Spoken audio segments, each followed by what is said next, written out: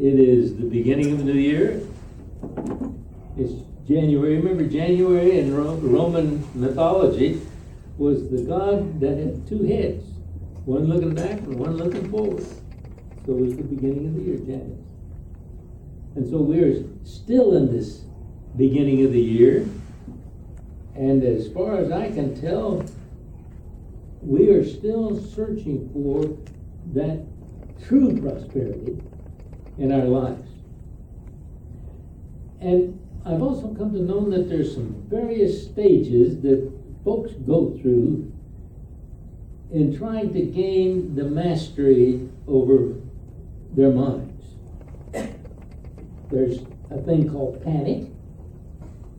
There's a thing called inertia. And there's a thing called striving. And there's a thing called coping. The most elemental step in rising from wherever you are is to know God and to know that your relationship with God is as if you are a child of God being led by God into all of the paths of righteousness. Now, it stands to reason if you're in a state of panic, you rise above it when you gain an insight. And one of the ways that you can do that is to affirm. Affirmations we talk about. And I think if you were in a state of panic, you'd want to get out of that state, right? You'd want to return to some sort of what we call normalcy. And so you just say to yourself, God prepares me. God prepares me. I am prepared.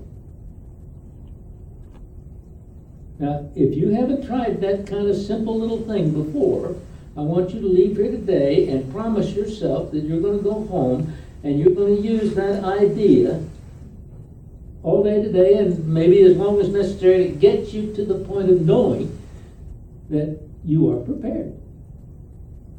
Now, you see, what that's simply saying is that there's not going to be any unexpected things to happen to you to cause you to panic even further.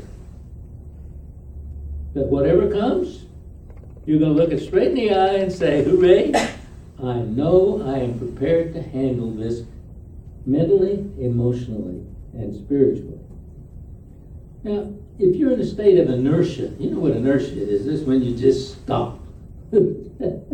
You're unable to believe you can take positive, constructive action. And you can rise above that idea because it's a wrong idea. It's a life-denying idea. And so what you want to do when you have this kind of inertia is to just simply say, God inspires me.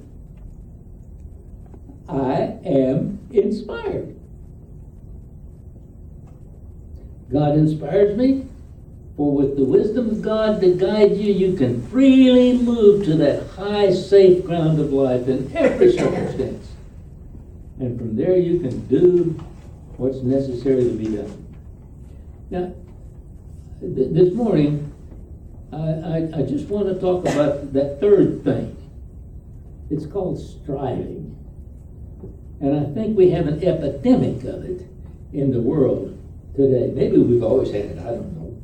But anyway, I want you to know that you can rise above any kind of striving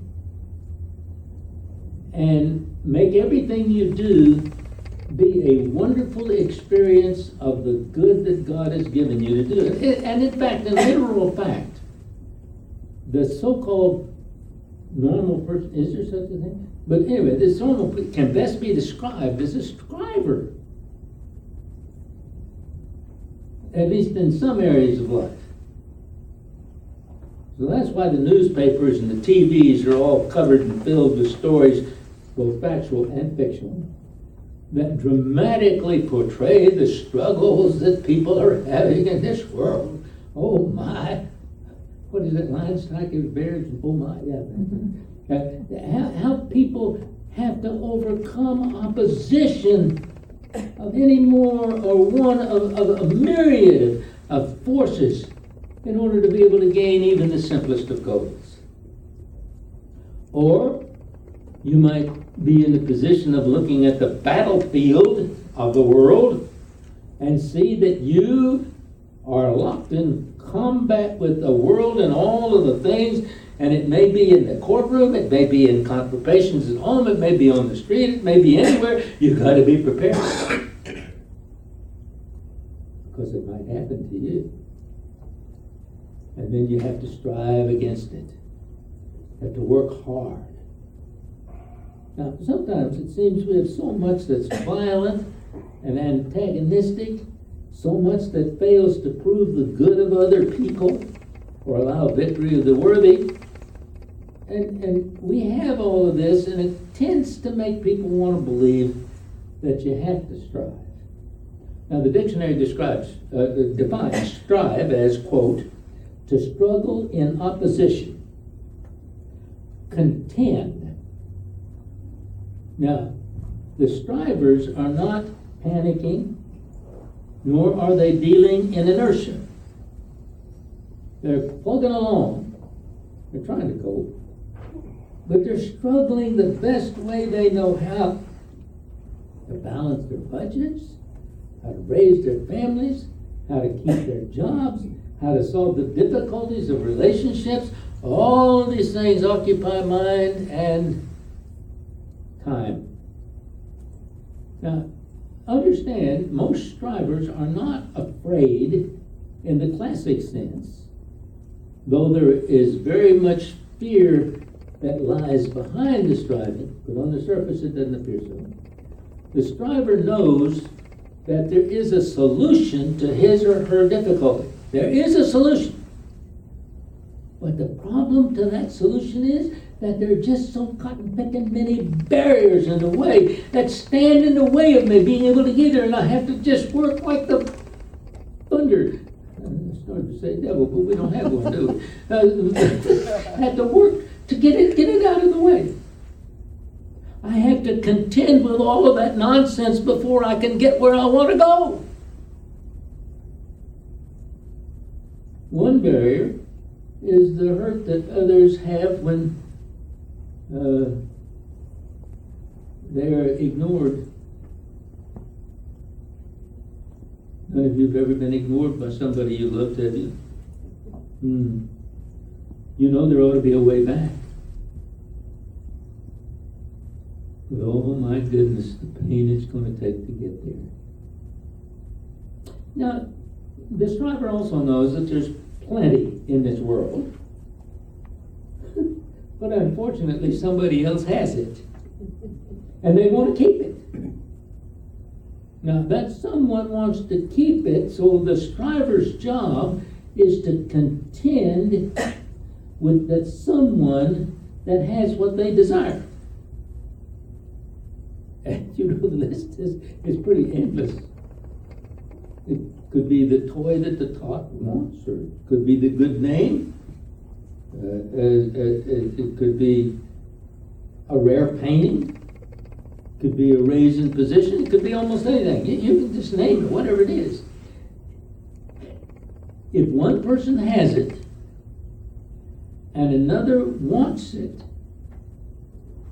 and one or the other is ready to do battle to either keep it or get it, then they're going to strive to keep it or get it. Now, if you think that's not right, if any of you watched the television yesterday, there were what they call football games going on. Oh my, oh my, oh my. But in that football game, there is a football. Just as in hockey, there's a puck, and in baseball, there's a ball, and a basketball, and golf balls, and tennis balls, and volleyballs, and horseshoes, and chessmen, and checkers, and video games, and pinballs. Now, how do those exist? They exist because there's some kind of lure in them. We want to have that ball for ourselves so that we can prove whatever it is with what fruit. In other words, those kind of competitions are an outlet for our striving. Now, in a psychological sense, it's the effects inwardly on a person that make striving seem so useless in the end. The striver rarely ever gains much joy out of being in the midst of that struggle. It's only the attainment of something after a long fight that brings on that sense of accomplishment. I did it. But you know what? The euphoria only lasts about as long as somebody else tells them how wonderful he is or she is for having it themselves. And you look around and say, oh, they've got something I don't have, and the striving starts all over again. You see, when the applause fades, so does the joy, and another struggle has to be embarked upon. Striving is a game that people play. Now, there's, of course, the other side of the coin. In striving for every winner, there is a loser. The striver that loses may pick him or herself up and strive again and again. But after a while, even the most tenacious striver becomes a candidate for panic, inertia, or just plain cold. Now, even if they persist, they do so with the pain of losses and the hurt of humiliation. That was my goal. I strove for it. Can you imagine how Peyton Manning felt when he lost the ball to an interception and that ended up in the field goal that won the game for Baltimore? Can you feel his humiliation, his pain? You shouldn't. It was just a game. But we do know it. And you can imagine what happens to the strivers and all of that. My goodness. You see, life is hardly ever a bowl full of cherries for the striver. And back in the Old Testament, there's a book that deals with the emptiness of striving. That book is called Ecclesiastes. It's Jerry's favorite Old Testament book. It's a very gloomy book. And it's very seldom read by anybody anymore. But about the only thing that anyone quotes from it is the first 9 verses of chapter 3. It begins, for everything there is a season, a time for every matter under heaven. A time too. You go home and read that. Chapter 3. You read it for yourself, will you? What I want to do is I want to read one of the parts that's really, really gloomy. Gloomy! It's in Ecclesiastes, and it's in the 2nd chapter, and starts with the 18th verse. I know you've heard this before, but hear it again and try to understand it, because I'm going to tell you it's not easy to understand for a lot of reasons. Anyway, quote, I hated all my toil in which I had toiled under the sun, seeing that I must leave it to the man who will come after me. And who knows whether he will be a wise man or a fool? Yet he will be master of all for which I toiled and used my wisdom under the sun. This also is vanity. So I turned about and gave my heart up to despair over all the toil of my labors under the sun, because sometimes a man who has toiled with wisdom and knowledge and skill must leave it all to be enjoyed by a man who did not toil for it. That also is vanity and a great evil.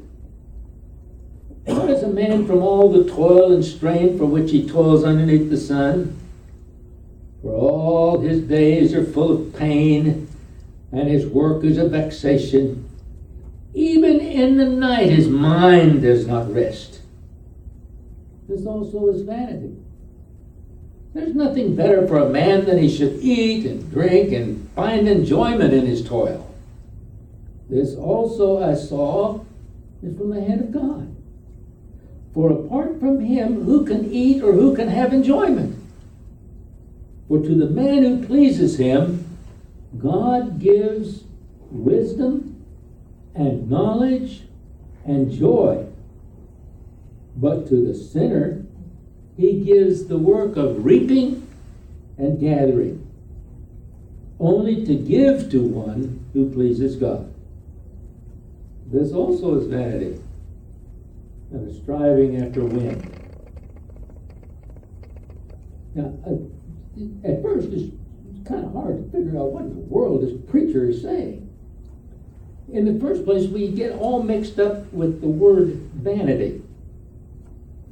You know, most people would say, define vanity as, say, something like excessive pride in one's appearance or accomplishments.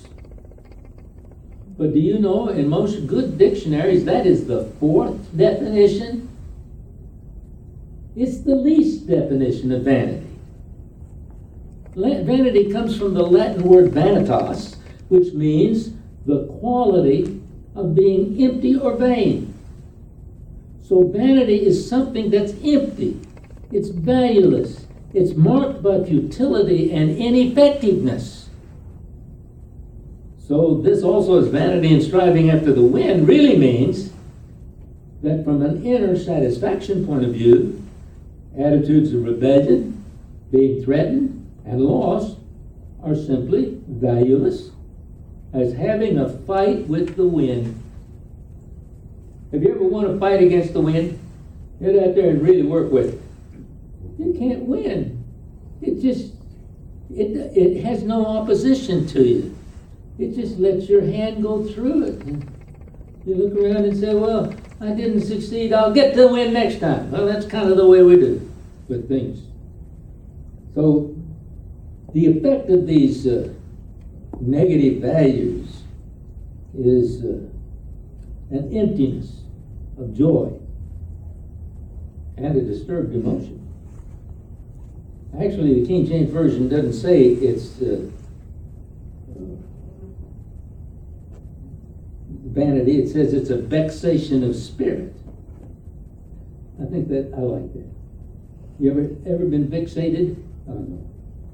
No, that's not Vic, V-I-C-K. Those good stuff. You put that on your chest and feel better. This is vexation when you don't want to do that. Now, in the passage that I read, the vain thing was an attitude of concern over the justice of things that happen. And it's really saying, you know what, it's kind of wrong judgment to concern yourself with what you gain or don't gain by your toil. Instead, the preacher says there's nothing better for a man than he should eat and drink and find enjoyment in the toil. A lot of people miss those last three words, in the toil. Note, he's not saying gain this pleasure, this eat and drink and find enjoyment in the fruits of the toil. He's saying, you probably get that, but what he's really saying is that you should enjoy the toil itself. It's not the end of the journey, it's the journey where the pleasure is, where all of the good of the world is. Now, this idea is universal in its application. I look back at Epictetus, that old famous Stoic philosopher, back many years ago, and this is what he said. Pity him rather. Yield not to hatred and anger, nor say, as many do, what shall these execrable and odious wretches dare to act thus? Whence have you so suddenly learned wisdom? Why are we thus enraged? Because we make idols of those things which such people take from us. Make not an idol of your clothes, and you will not be enraged by the thief. Make not an idol of women's beauty, for you will not be enraged with the adulterer. No, the thief and adulterer cannot reach the things that are properly your own, but those only which belong to others and not within your power. If you can give up these things and look upon them as not essential, with whom will you any longer be enraged?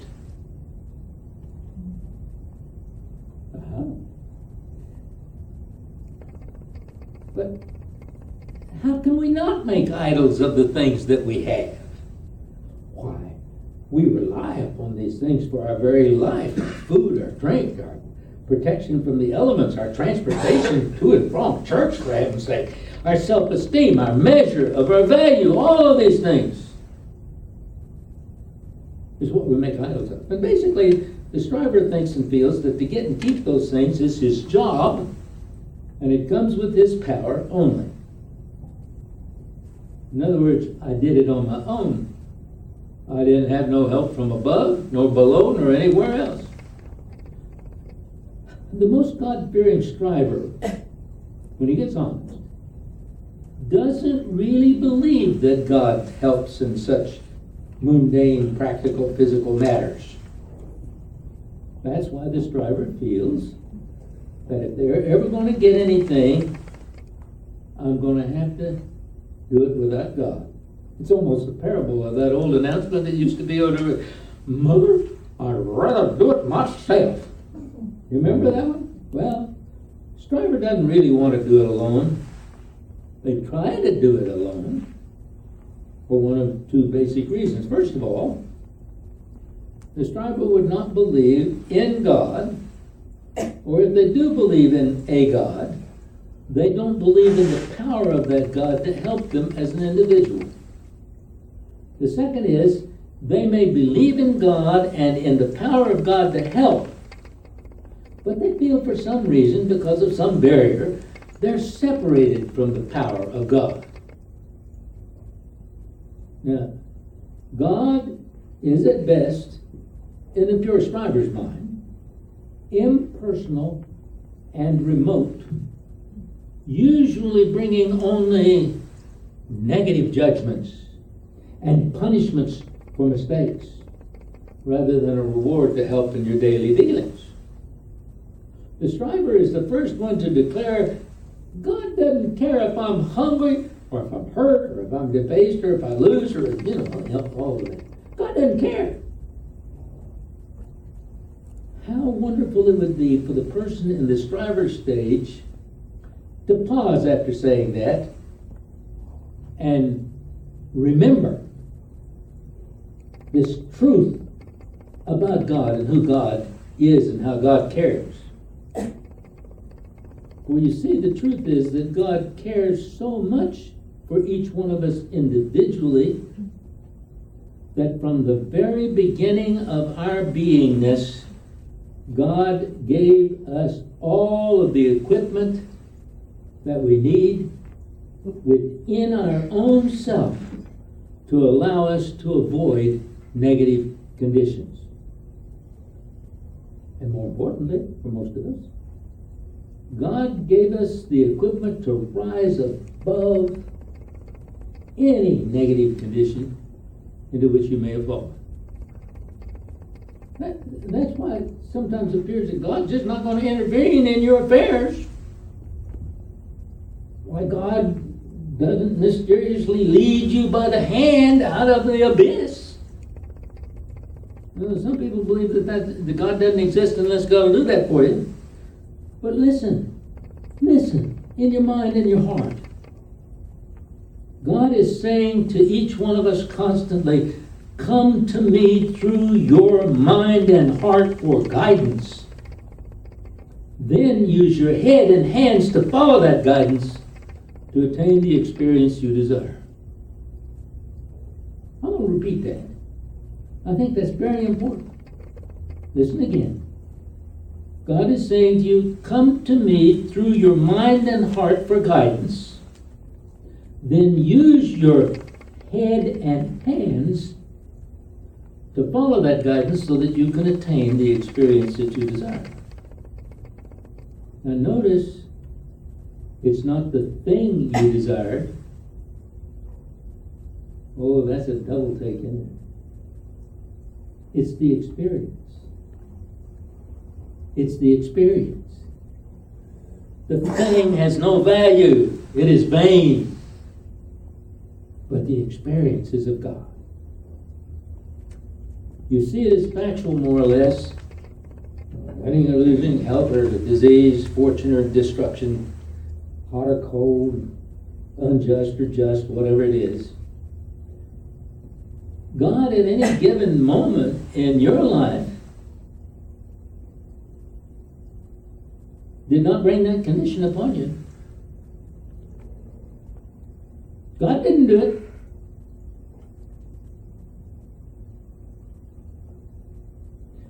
Listen, I know it's hard, but it is factual, it is truthful.